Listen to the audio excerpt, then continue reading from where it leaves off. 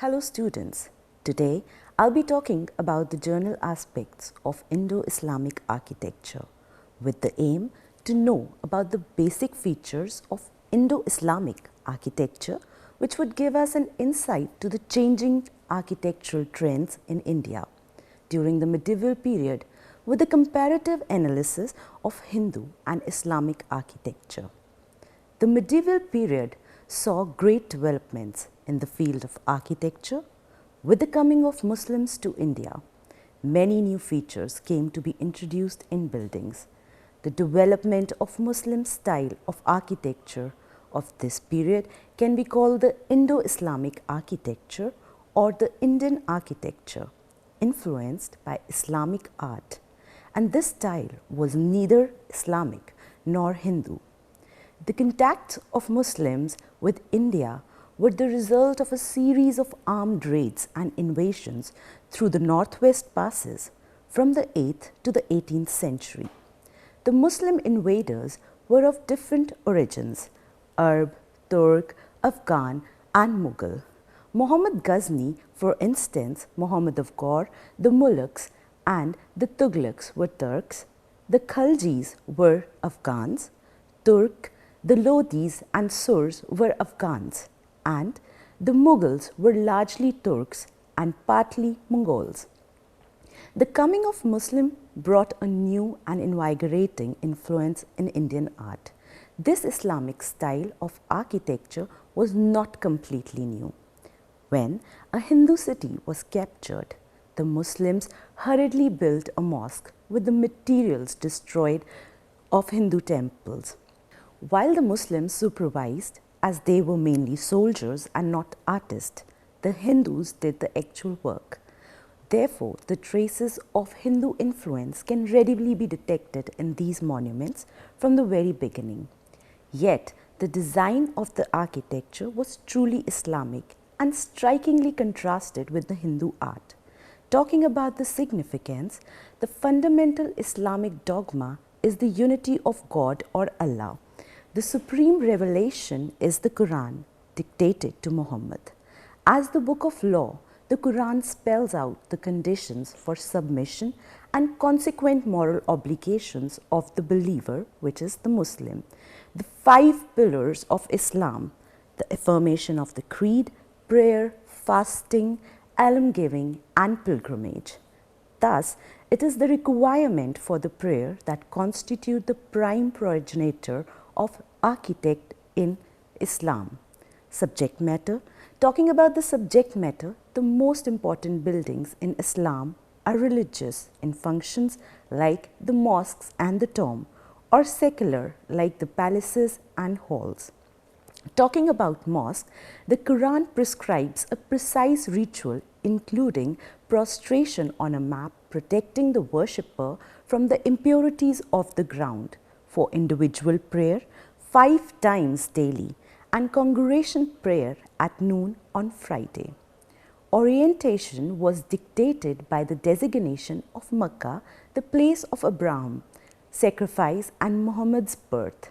As the axis of prayer, a Qibla marked by cubical Kaaba, which stands for the first building dedicated to God by Abraham's son Ismail. While formal provisions is often made for the modest area required in individual or family worship, the principal place of worship, that is a mosque, must accommodate the considerable number of mats involved at a community level in the Friday noon prayer. In plan, every mosque is based on that of Makkah, but Islamic culture enriched itself by contacts with the other cultures of the Middle East. Greater elaboration of designs developed and new architectural features appeared in the fully evolved mosque in India. Mosque or masjid literally means place of prostration. It consists of the sin, an open rectangular courtyard with a fountain for ambulation in the center. It is surrounded by the Livan, a pillared cloister with several entrances. Since the Muslim has to face the Makkah when prostrating in prayer, a domed pair hall stands at the western and at the end of the courtyard. First open on the eastern side, it has an arched screen in front. In the back wall of the prayer hall is the mihrab, a niche indicating the qibla or direction for prayer.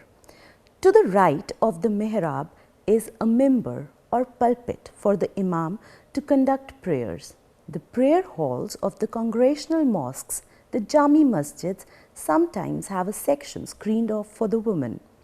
For the minar, a high cylinder tower, the muazzin calls the faithful to prayer. Fine examples of mosques can be seen in many parts of India, notably the Jami Masjids of Delhi and Agra and the Moti Masjid or the Pearl Mosque of Delhi.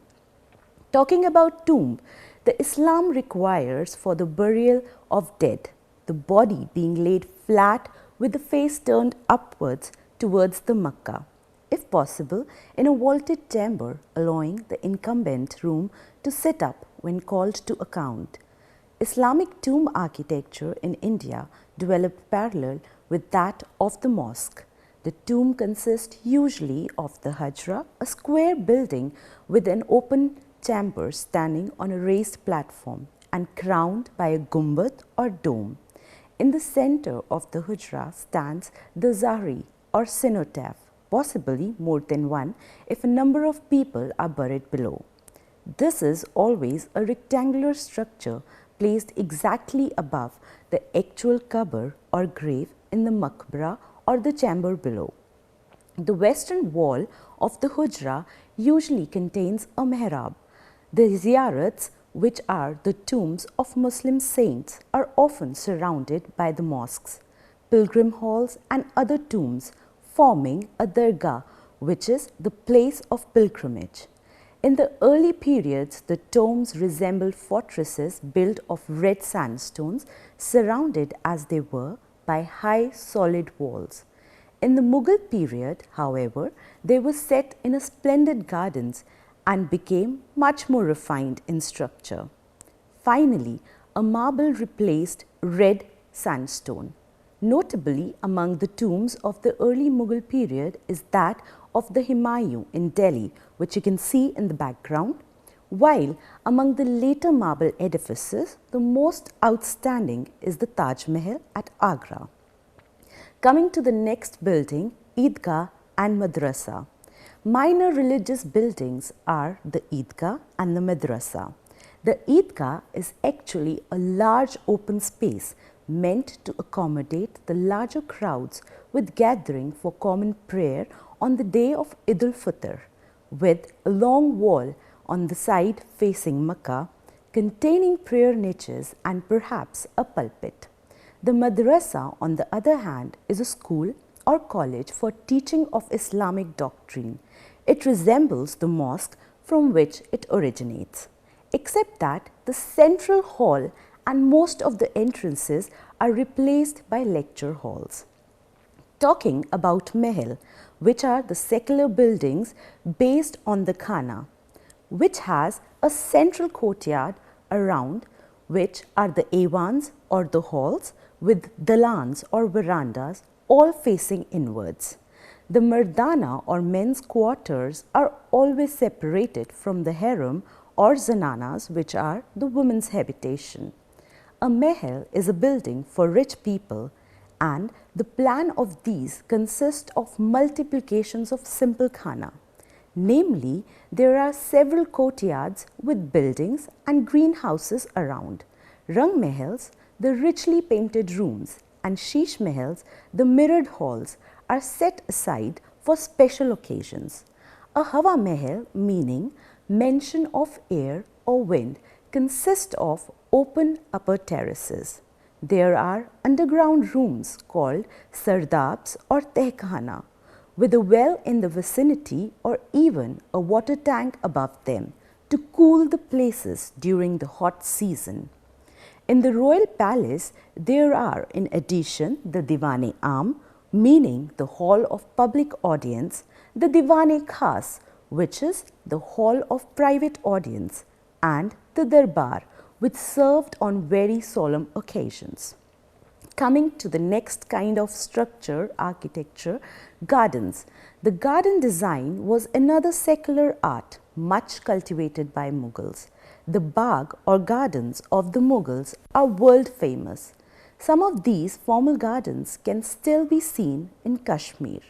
The plan of the gardens was generally square or rectangle when it was called the Char Bagh. The beautiful flower beds were separated by water channels radiating out from a central pool, often artificial waterfalls and illuminated fountains surrounding the kushk, which is the garden place, at the end of the garden, which consisted of several baradari or pillared rooms. The water channel terminated in the bhavan or airy halls. Burj or towers were built at the corners of the enclosures which doomed colonnaded chhatris. Coming to the characteristics of the Indo-Islamic style, we can divide it into three phases: the Delhi, Sultanate or the Pushtan style, the Provincial and the Mughal style. Talking about the Delhi style first, the Delhi Sultanate or the Pashtun style, examples of which the earlier Pashtun style in stone are at Ahmedabad in Gujarat state and in brick at Gaur Pondua in West Bengal state. These structures are closely allied to the Hindu models but are simpler and lack sculpture of human figures. The dome, the arch and the minaret are constant features of the style. A famous monument in this style is the mausoleum Gol Gumbaz of the 17th century in Bijapur, Mysore state, which has a dome 43 meter in diameter, almost as big as that of St. Peter's Basilica in Rome. Another notable structure is the 5-story stone and marble tower called the Qutub Minar. Qutub Minar is a tower of victory rather than a religious sculpture. Originally 73 meter high, is without equal in India or indeed anywhere else in the Islamic world. It was of 4 diminishing stories separated by projecting balconies, each stage different in section, stellate with complex convex flutes or with a combination of two. The round topmost element may represent a 14th century building. The Qutub Minar is distinguished from all other buildings of its type not only by its size but also by its workmanship, with bands of richly carved inscription from the Quran and superb stellitic bracketing under the balconies. The Provincial type, which is the second style, reflected the continued rebellion of the provinces against the imperial style of Delhi. The best example of this phase is in the Gujarat, where for almost 2 centuries until 1572, when Akbar finally conquered the region, the dynasties that succeeded one another erected many monuments in varying styles. The most notable structure is in this phase are found in the capital Ahmedabad. Ahmedabad, founded in 1411 by Ahmad Shah I, was eventually to boost upwards of 50 mosques, of which finest, the Jami Masjid, finished in 1423, is perhaps the most aesthetically satisfying in the whole of India. Plainly visible through the central arc of the facade, flanked by 2 beautiful proportioned fluted minarets, are tall, slender, closely set pillars supporting 3 stories of balconies and platforms. Through a suspended Andola torna of impeccable Hindu design, the colonnaded hall is entered, stretching for 64 meters on either side of the central area, 2 stories high and partly divided off by perforated stone screens. At one end is the zanana, set apart for women. Support is by stone beams rather than by arcs, and yet the general effect is one of lightness, recalling the contemporary temples of Rajasthan with their raised halls. Third phase, the Mughal phase of Indo-Islamic style from the 16th to the 18th century developed to a high degree the use of such luxurious materials as marble. The culminated example of the style is the Taj Mahal in Agra. This domed mausoleum of white marble inlaid with gemstones was built from 1632 to 1648 by the Mughal Emperor Shah Jahan as the tomb for his beloved wife. Entering through a large gateway, the visitor first sees the tomb at the end of a long garden watered by a wide canal, interrupted by fountains with large square basins. The mausoleum itself, dramatically sited on a bluff overlooking the Yamuna, is faced on either side by two identical buildings, one a mosque, the other a jawab or answer, without religious significance. With its central arc deeply embayed like the smaller superimposed arcs in the wings, the two large chhatris balancing the raised dome on each side, and the high blind arched plinth, the Taj brings together all the themes of Mughal architecture to form a superbly proportioned and balanced whole. The marble work is magnificent, saved by certain touches from any hint of banality. Exceptionally, the four minarets at the corners of the podium, perfectly placed, are rusticated, and their little domes are not bulbous. Another important example of this style is the Humayun's Mausoleum in Delhi, built in 1565, raised largely by the unremitting efforts of a devoted widow.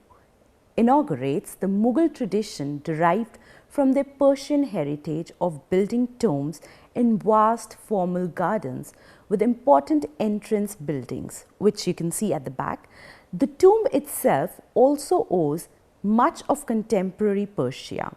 Set on a vast high podium containing rooms, it is a foretaste of Taj Mahal, with its great central bayed arc, flanking wings with arches of the same kind, its raised dome and its chhatris. Only the tall minarets are missing, and facing is of red sandstone.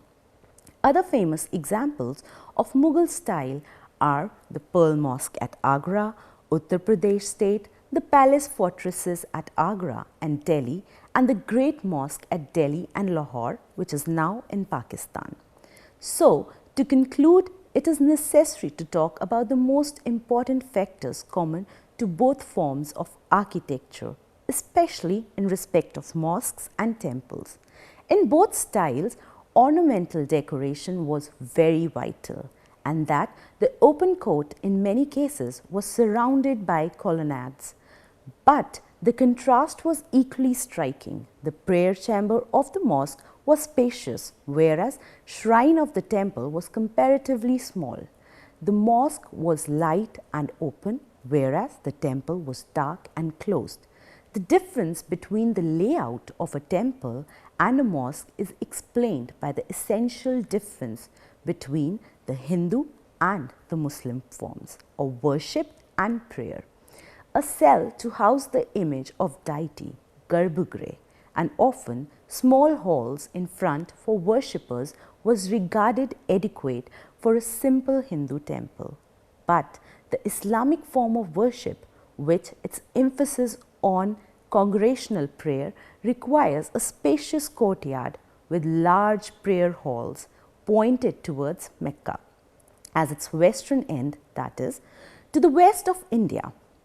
Within the rear wall of prayer hall, the center is occupied by a recess or alcove called mihrab and indicates the direction of prayer. A pulpit or mimbar at its right is meant for imam who leads the prayer. A tower or minaret, originally intended for muazzin to call the faithful to prayer, later assumed mere architectural character. A gallery or compartment of the prayer hall or some other part was screened off to accommodate the ladies who observed parda. The main entrance to the mosque is on the east, and the sides are enclosed by cloisters or the livans.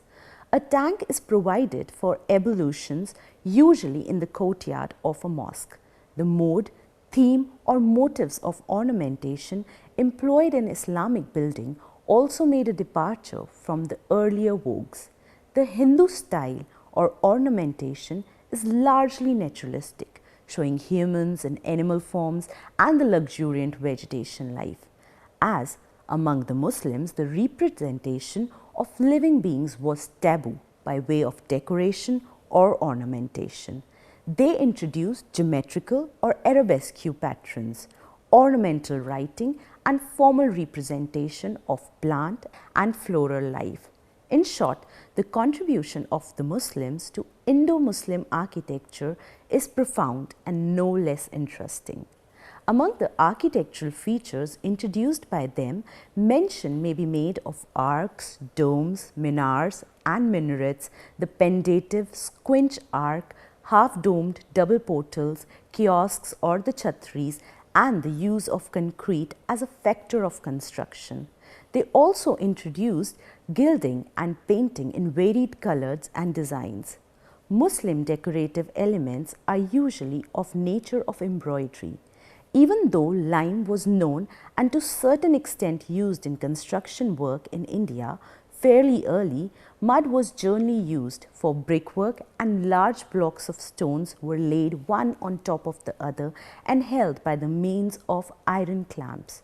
The Muslims, like Romans, were also responsible for moving extensive use of concrete and lime mortar as an important factor of construction, and incidentally used lime as plaster and a base of decoration which was incised into it and held enamel works on tiles. There was gradually a harmonious blending between the Hindu and the Muslim architectural style, and this new style of architecture is known as the Indo-Islamic. It is entirely different in character from Muslim architecture in other countries, incorporating the best of Hindu and Muslim styles. It was in this direction that Indo-Islamic architecture now began to evolve, adding to it local flavor of the provincial kingdoms of Bengal, Gujarat, Jaunpur, Golconda, Malwa and the Deccan. Thus, to conclude, the medieval period saw great developments in the field of architecture. With the coming of Muslims to India, many new features came to be introduced in buildings. There was gradually a harmonious blending between the Hindu and the Muslim architectural style, and this new style of architecture is known as the Indo-Islamic. The fundamental Islamic dogma is the unity of God or Allah, and it is the requirement for the prayer that constitute the prime progenitor of architect in Islam.